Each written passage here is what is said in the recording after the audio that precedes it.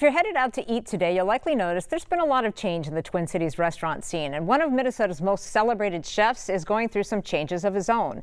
James Beard Award winner Gavin Kaysen is now expanding his culinary footprint, and Morgan Wolf sat down with him to reflect on his career and what's next. Chefs, 54 stress sides. In the Twin Cities food scene, change is always on the menu. We have our lamb sour right here. It's our pork chop. But over the past decade, Yes, chef. that food scene has grown. It's really important. And one Minnesotan has been a key ingredient in the recipe for success. You see a lot of things that can go right and a lot of things that can go wrong. You learn from both. I really feel that you have helped elevate the reputation of Minneapolis to the national level. I think it's just because I'm loud. Gavin Kaysen's culinary career began with a life-changing letter. I wrote a letter to Danielle in 2005, Boulud. That was definitely the turning point because it really just helped me get my PhD in this business. He was just 27 when he became the executive chef for the legendary Boulud. After helping that restaurant win a Michelin star in the Big Apple, he came home to the Mini-Apple. Came back to Minneapolis thinking like, oh, I'll just kind of like chill a little bit. It's like, yeah, that didn't work at all. Open a little restaurant. Open a little restaurant, see what happens. Family. Exactly. And then boom. And then boom. Oh, thank you, chef. Spoon and Stable has become a beloved North Loop staple. It anchors Gavin's growing empire. Demi and Mara followed shortly afterwards, as well as a bakery, Bellacore, which Gavin is bringing back 2 full locations of Bellacore this fall. He's also opening his first restaurant outside of Minnesota. The Merchant Room will open at a new Four Seasons in Naples, Florida. And when does it open again? Also this fall. Sir! So 3 restaurants this fall. And you tell me that you sleep. His restaurants feed the city, but it's his mentorship that's fueling its future. I've always said, and I genuinely believe this, like we're not competition against one another in this community. Like we are competitive against other cities. And the way that we attract talent is by having more opportunity for them and by having more opportunity to have more restaurants. Several of his former chefs and managers, including Yia Vang, Diane Moa, and Adam and Jeannie Ritter, have gone on to receive recognition from the James Beard Awards And the winner is for their own restaurants. I don't take any credit for what their success is. They've done it on their own. I think we just helped give them sort of this like stage to stand on to say like, you can do it. Fire up C3. And that silver lining in what seems to be a long line of recent restaurant closings. You know, you look at why it's amazing. There are groups like the D'Amico brothers. Cafe Lorcat just announced its closing after 23 years, right? The lease is up. They're moving out. That happens. Every life lives its life through restaurants, and then at some point they end.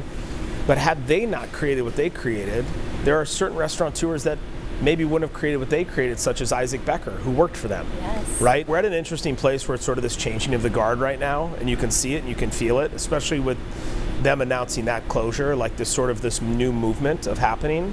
Now that means we have a responsibility to make sure that what we now create is set up for the next generation to make it even better than how we found it and how we leave it. At the end of the day, Gavin is rooted in his family, the husband and father of 3. He measures success by purpose, not praise, seeing restaurants as places to nourish more than just appetite. It takes one person to tell you that they believe in you. Yes, chef. Just days ago, Minneapolis Mayor Jacob Frey finalized a deal to build an 8,000-seat amphitheater on the Minneapolis riverfront. But it's not the only plot of land in the metro getting a transformation into a music venue. Ken Erdahl takes it from here.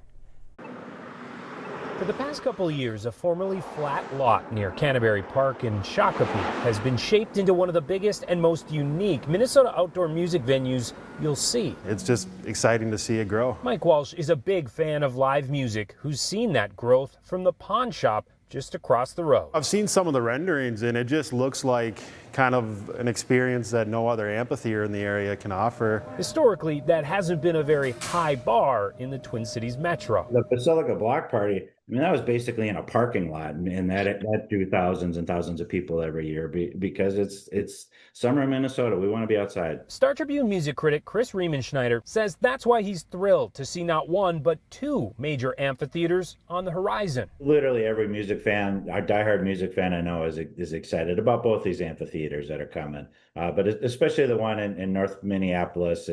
It looks like such a beautiful setting. It's a company we know puts on great concerts, which is First Avenue. Can you imagine how much fun we're going to have when the concert starts rocking in the summer of 2027? First Avenue CEO Dana Frank says getting there hasn't been easy. It took 9 years to plan, and partnerships with the Minnesota Orchestra and the African American Community Development Corporation to get sign-off from the city and the state. This is what I would consider a destination opportunity. Because it will connect North Minneapolis to the Mississippi River and offer stunning views of the city to up to 9,000 people and feature up to 54 shows a year. That's a lot. I mean, that's a few every week. So it's going to have a big impact.